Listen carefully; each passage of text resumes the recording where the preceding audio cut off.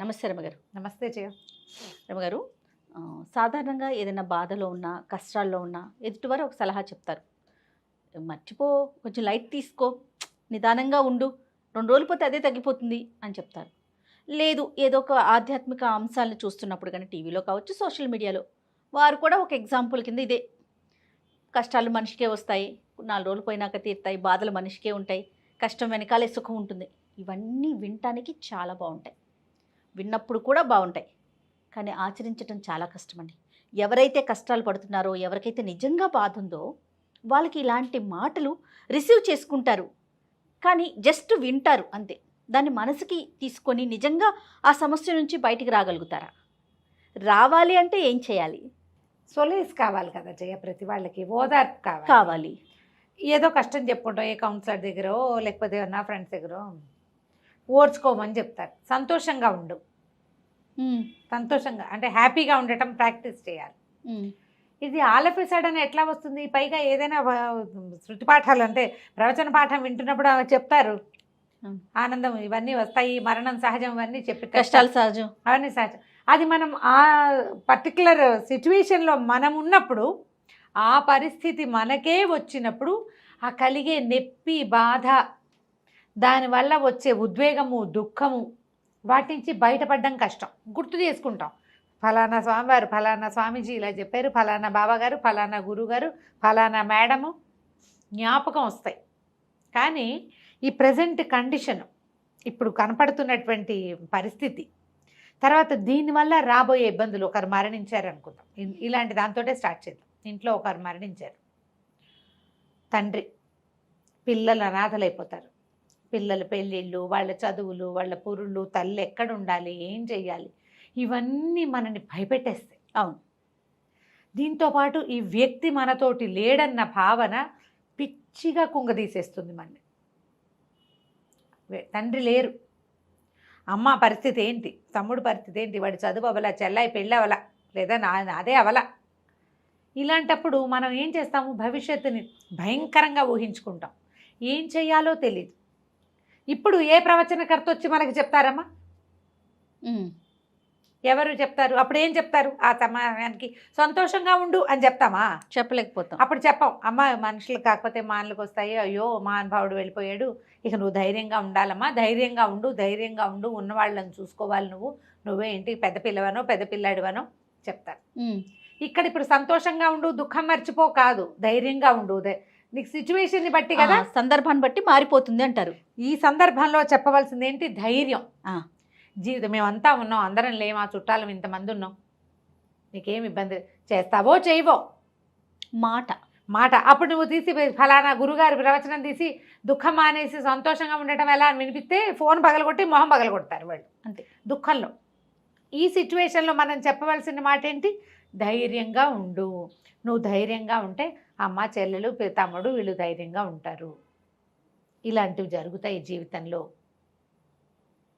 ఈ కష్టం, మీ నాన్న కూడా ఇలాంటి కష్టాలే తట్టుకుని నిలబడ్డాడు, కష్టానికి తట్టుకుని నిలబడ్డవాడే నిజమైన మనిషి. ఇలా ఏవో వాక్యాలు చెప్తాం. సంతోషంగా ఉండు అని చెప్పరు. ఇలాంటప్పుడు సంతోషంగా ఉండటం వేరే వ్యవహారం. తట్టుకుని నిలబడ్డారు, ఆ పూట ఆగింది, 2వ రోజుకి తెల్లవారింది, 2వ రోజుకి ఏవో వ్యవహారాలు కొంత మటుకు సర్దుబాటు అయింది, కొంతమంది వచ్చారు రాలేదు, డబ్బు ఇబ్బందులు ఏవో నడుస్తూ ఉంటాయి. 4 రోజుల తర్వాత, 6 రోజుల తర్వాత మొదటి రోజున్న ఉద్వేగం ఉండదు. అవును. క్రమంగా వీళ్ళు దాన్ని తట్టుకుని నిలబడడం మొదలు పెడతారు. అప్పుడప్పుడు ఒక్కొక్కసారి చాలా దిగులుగా, ఒత్తిడిగా, తండ్రి లేని లోటు తెలుస్తూ కష్టంగా ఉంటుంది. అలాంటప్పుడు మనం పునరాలోచన చేయాలి, మనం విన్న వాక్యాలు జ్ఞాపకం చేసుకోవాలి. ఎవరైనా అప్పుడు చెప్పరు, మనం ఇంతకు ముందు విన్నవి, జీవితంలో ఎదురెడ్డి పోరాడడం ఎట్లా అనే మాటలు జ్ఞాపకం చేసుకుని ముందుకెళ్ళాలి. ఇప్పుడు ఇది పెద్ద సిచ్యువేషన్. చిన్నవి మనకు రోజువారీ వస్తాయి, ఎక్కడి నుంచో వెళ్తున్నావు, చేతిలో డబ్బులు పడిపోయినాయి, ఏడ్చినా రావు, కాసేపు ఏడ్చి జరగాల్సిందేదో చూడాలి. సంతోషించు అంటే ఎట్లా? పోతే పోయింది, సంతోషించు అంటే ఎక్కడైనా పడిపోయాం, కాలు విరిగింది, ఫోన్ లేరా నాయన, తలకు తగలేదు, ఫోన్ లేదు, ఇప్పుడు ఎక్కడెక్కడో తగిలింది అనుకో, నయో నెమరగంతకు తగిలితే ప్రాణం పోను, కంటికి తగిలితే ప్రాణం పోను అనుకుంటామా? అవునవును. అప్పుడు ఏం చేస్తాం? మన సిచ్యువేషన్లో ఉన్న ఈ ఏమనాలి, ఏ జరగకూడని ఒక వ్యవహారం ఆగితే దాని గురించి ఆలోచించి ధైర్యంగా ఉండాలి. భార్య భర్త కొట్లాడుకుంటారు, నయం ఇది ఇంతకు ముందే అవ్వలేదు, నయం ఇంకాస్త ముందే తెలిసింది, అలా సర్దుకుంటే మనకి ధైర్యం వస్తుంది. ఇప్పుడు ఏ సిచ్యువేషన్లో మనం సంతోషించి హ్యాపీగా ఉంటామో చెప్పు. కొట్లాడుకున్నప్పుడు మనకు కొట్లాటే వస్తుంది, అంతే. ఒక కాసేపు ఏడుస్తాం, రాత్రి పడుకున్నాక ఆలోచించుకోవాలి అసలు ఎందుకు వచ్చింది, దీని నుంచి ఎలా బయటపడాలి, దీంట్లో నా తప్పెంత, నేనే ఏదైనా ప్రొవోక్ చేశానా, నేను సరిగా చేశానా, అసలు నా పాట ఎంతవరకు కరెక్ట్. మీరు ఆలోచిస్తే ఎదురుగుండా వాడిని అనడం మానేస్తే సంతోషంగా ఉండటం ఎలాగో మీకు తెలుస్తుంది. ఈ మొత్తానికి అండర్ కరెంట్ ఏంటంటే ధైర్యంగా, సంతోషంగా, హ్యాపీగా ఉండడం. అది వీటన్నిటినీ పెద్ద పెద్ద పువ్వుల్ని కట్టే ఒక సన్న దారం. మనం పువ్వులు దండ కడతామా, గుచ్చుతాం, ఒక 2 రోజులు వదిలేసామనుకో ఏమిటో కొన్ని పసుపచ్చగా ఆకుపచ్చగా బాగానే ఉంటాయి, కొన్ని మాడు మొహాలు పడతాయి, అంటే అది ఆల్రెడీ వాడిన పువ్వు. మొత్తం పూలదండంతా ఒకేసారి ఎప్పుడు వాడదు. అవును, కొన్ని పువ్వులే నల్లబడతాయి, మిగిలింది కొంత తాజాగా ఉంటుంది.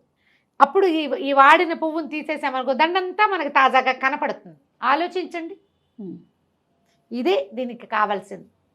మన మనసులో ఉన్న ముళ్ళుని తీసి పక్కన పెట్టాలి. ఆ మురికికి మనమే కారణమా అనేది ఆలోచించుకోవాలి. ప్రతిసారి ఆలోచించాలి, మాట్లాడాలి అని చెప్తే ఒళ్ళు మండిపోతుంది జనాలకి. ఏదో ఒకటి ఏమనాలంటే మరి జాదుయి తెలుసు లాంటిది ఒకటి కావాలి గారు. ఇప్పుడు ఇద్దరి మధ్య సమస్య ఉన్నప్పుడు ఆలోచించుకోవాల్సిందే కదా, అంతేగాని ఇద్దరు ఒక 2 కర్రలు తీసుకొని కొట్టుకొని చచ్చిపోండి అని చెప్పలేంగా, అసలు చెప్పకూడదు. ప్రతిసారి నువ్వు ఆలోచించుకో, అదే మనం కరెక్ట్ చేసుకోవటమే. ఇప్పుడు నేనున్నాను, నాకు కూడా గొడవలు రాకుండా ఉంటాయి జయ. ఏదో ఒక సందర్భం ఎవరితోటి మాట్లాడేసి ఆలోచించు, సరే వాళ్ళకి కూరుకుందాం అనుకుంటే సంతోషం ఆటోమేటిక్గా వచ్చేసిందిగా. గొడవ లేదు, అప్పుడు మిగిలింది ఏమిటి, సంతోషమే కదా. సరే, వీటికి ట్రై చేయాలి. ఓకే, నిజంగానే బాధ ఉంది, ఏదో ఒక సమస్య జరిగింది, చనిపోవటమే కాదు, ఏదో ఫ్యామిలీ ఇష్యూ ఉంది, ఒక బాధ ఉంది, దానిలోంచి ఎలా బయటపడాలి? కొంతమంది ఎలా ఉంటారంటే దాన్నే తలుచుకొని అక్కడితో ఆగిపోతారు. అది కెరీర్ పరంగా కావచ్చు, వాళ్ళ లైఫ్కి సంబంధించి కావచ్చు, ఇంకా స్టెప్ ముందుకు వెళ్ళలేకపోతారు, జరిగిన దాన్ని తలుచుకుంటూ ఉంటారు. అలాంటి వాళ్ళు ఎలా బయటపడాలంటారు? దీనికి 2 మంచి పాతకాలపు ఉపాయాలు ఉన్నాయి జయ. ప్లేస్ మార్చడం.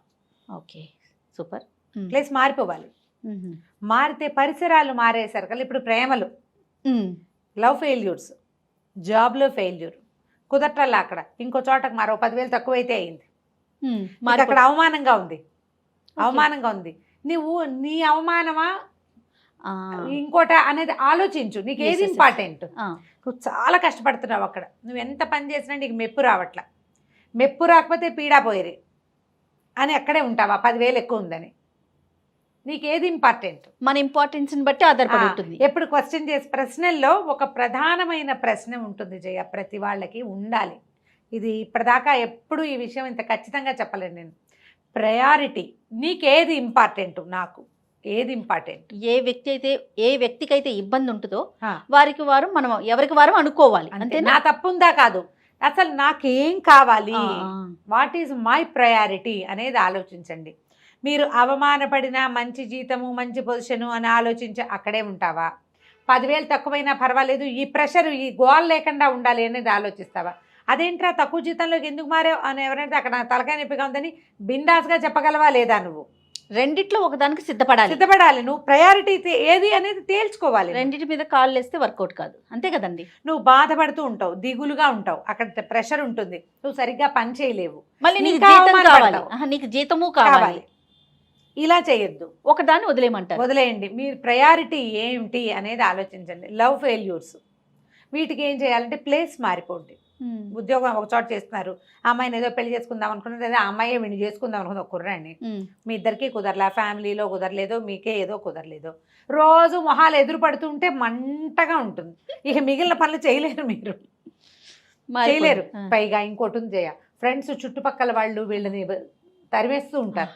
అది ఇది వదిలేసావు కదా అనో, లేకపోతే వదిలేసింది నేను వదిలిచ్చేసుకుందాను, వాడు ఎవరితో మాట్లాడుతూ చూసావా అని పిచ్చి వాగుడు. ఈ వాగుడుతో ఏమంటే ఈ అబ్బాయిలు దాన్ని చంపేసైనా సరే ఏదైనా చేసేయాలనుకుంటారు.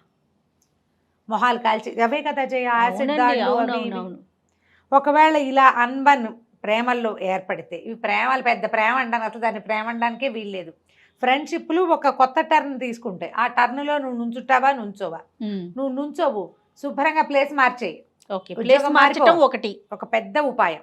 ఉమ్. రెండో ఉపాయం ఏంటంటే, ఇప్పుడు వెళ్ళిపోయాం ఎక్కడికో వేరే అయినా సరే వాళ్ళు గుర్తొస్తారు. దిగులు, ఆ బాధ గుర్తొస్తా ఉంటుంది, ఆ పెయిన్.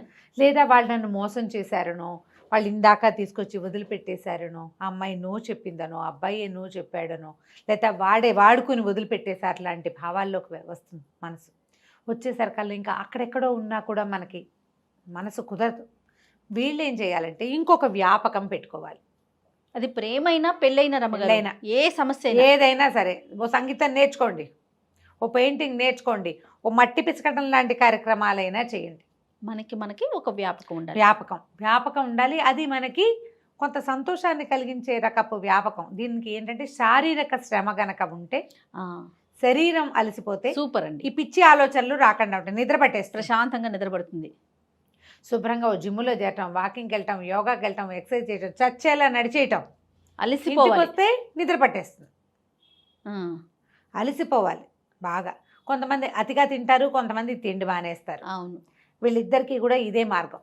శరీరాన్ని అలవగొట్టే రకపు ఆటలనైనా మీ తోడుని చేసుకోండి, లేదా మనసుని ఆహ్లాదపరిచే లలిత కళలనైనా ఎన్నుకోండి. ఏదో ఒకటి. ఇది ఏదైనా చేస్తే మీరు ఇందులోంచి బయటపడతారు. సంతోషం అంటే దుఃఖం లేకపోతే సంతోషం ఉన్నట్టేనమ్మా. దుఃఖం ఉండకూడదు, అంతే. ఈ దుఃఖం ఉండకుండా చేయాలి అంటే మొదటిది దుఃఖం పోవాలి. దానికి కాలం చాలా సహాయపడుతుంది. ఇప్పుడు నాన్నే చనిపోయారు, ఇందాక చెప్పింది, తెల్లవారేసరికి రోజు మారిపోతుంది, అంతే కదా. నెల తిరిగేసరికి నెల మారిపోతుంది. అట్లా అట్లా అట్లా చూస్తుండగానే సంవత్సరికాలు వచ్చేస్తాయి, గడిచిపోతుంది. ఏది ఆగుతుంది? అవును, ఏది ఆగదు. మనలోనూ, మన జీవితంలోనూ, మన తాలూకు అన్ని రకాల దినచర్యల్లోనూ మార్పులు వచ్చేస్తాయి. ఆటోమేటిక్గా మారుతూ ఉంటుంది. శరీరంలో సెల్సే నెలకోసారి మారిపోతాయని చెప్తారు జీ.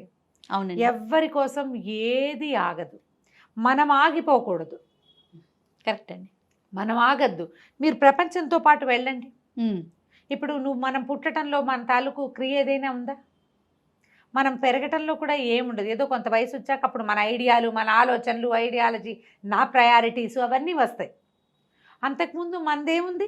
అవును, మన ప్రమేయం లేకుండా పుడతాం, పెరుగుతాం. అలాగే పోనివ్వండి జీవితాన్ని. మనం ఏ పని చేయటానికి, దేనికి ఉపయోగపడడానికి పుట్టామో మనకు తెలియదు. దానికోసం వెతకండి. అప్పుడు అలాంటి ప్రయాణం చేస్తే మనం ఎవరికైనా సహాయపడతాం. వాళ్ళు సంతోషిస్తే అది మనకి సంతోషం అవుతుంది, అంతే. చిన్ని నా బొజ్జకి శ్రీరామ రక్ష అని ఎప్పుడు నేను నా సంగతే చూసుకుంటూ నేనే అనుకుంటే ఈ నేను మీకు అంత సంతోషాన్ని ఇవ్వదు. మనం అనుకునే సంతోషం నేనుకి అంత ఉండదు. రైట్. ఇలా ఆలోచిస్తే మనం దుఃఖాన్ని జయించగలుగుతాం. సూపర్ అండి. కష్టం లేనివాడు ఎవ్వడు లేడమ్మా లోకంలో, ఎవ్వరు లేరు. బుద్ధ భగవానుడి దగ్గరికి ఒక ఆవిడ వచ్చిందట, నా కొడుకు చనిపోయాడు, పిల్లవాడిని బతికించు, నాకు ఒక్కడే కొడుకు, లేక కలిగాడు, భర్త కూడా లేడు, పిల్లాడు లేకపోతే నేను ఎట్లా బతుకుతానంటే పాపం కళేబరాన్ని పుచ్చుకుని తల్లి అట్లా నిలబడిందట. బుద్ధుడు చెప్పాడట, అమ్మ మరణం లేని ఇంట్లో నుంచి గుప్పెడు బియ్యం తీసుకురా, నీ పిల్లాన్ని బతికిస్తానని. ఆమె ఊరంతా తిరిగి వచ్చింది. మరణం లేని ఇల్లు ఉంటుందా? నేను చెప్తున్నాను, ఫెయిల్యూర్ లేని జీవితం అంటూ ఉండదు. కోటీశ్వరులు కూడా, అవునండి, బాన్ విత్ గోల్డెన్ స్పూన్ అయినా కూడా వాడు ఖచ్చితంగా కనీసం హ్యాండ్ రైటింగ్లో అయినా ఫెయిల్ అవ్వాల్సిందే. వాడు ఏదో ఒకటి, అంతే, ఏదో ఒకటి. ఎంత చెట్టుకి అంత గాలిలాగా ఫెయిల్యూర్ లేని వాళ్ళే ఉండరు. మనం దేంట్లో ఫెయిల్ అయినా మనం బతికే ఉన్నాము అంటే బతికి చూపించాలని అర్థం. ఆ బతకటాన్ని సంతోషంగా స్వీకరించాలి. భగవంతుడు ఇచ్చిన వరం ప్రాణం. దీన్ని తీసేయటం, పారేయటం, అదేదోటం, ఎప్పుడు ఏడుస్తూ ఉండటం, ఒంటరిగా ఒక్కళ్ళే ఉండేవాళ్ళు లక్షల్లో ఉన్నారు ఇండియాలో. చుట్టుపక్కల వాళ్ళతో స్నేహం చేయండి. ఒకవేళ మీరు ఒంటరి వాళ్ళైతే, నాకు ఎవ్వరు లేరని దుఃఖించద్దు, స్నేహం చేయండి. ఎక్కడికైనా అనాశరణాలయాలకు వెళ్ళండి, ఏదైనా నర్సరీలకు వెళ్ళండి, హాయిగా స్కూళ్ళకు వెళ్ళండి. స్కూల్లో పిల్లలకి ఏదైనా 4 మంచి వాక్యాలు చెప్పడానికి వెళ్తూ ఉండండి. పార్క్కి వెళ్ళండి సాయంత్రం అయ్యేసరికి. ప్రపంచంతో మీ సంబంధాన్ని పెంచుకోండి. మీరు ఎందుకు పుట్టారో మీకు అర్థమవుతుంది ఏదో ఒక పాయింట్లో. నేను ఎందుకు బతుకున్నాను అని తెలుస్తుంది. అవును అవును. ఎందుకు బతుకున్నామో ప్రశ్నించుకోవాలిగా. నేను ఎందుకు బతుకున్నాను రా దేవుడా అని ఇంట్లో కూర్చుంటే ఎట్లా? నేను చెప్పిన ఇన్ని ప్రయత్నాలు చేయండి. నేను 4 చెప్పాను. 100 విషయాలు ఉంటాయి మీరు ప్రయత్నిస్తే. కరెక్ట్ అమ్మగారు. మీ పరిధిలో మీరు ఎంత మటుకు వెళ్ళగలరో అంత మటుకు వెళ్ళండి. ఎందుకు పుట్టామో, మనం ఎందుకున్నామో, ఎందుకు హాయిగా బతకాలో చివరి వరకు అది మనకి తెలియజేస్తుంది. ప్రయత్నం చేసి చూడాలి అంతే. తప్పకుండా. నమస్తే. నమస్తే.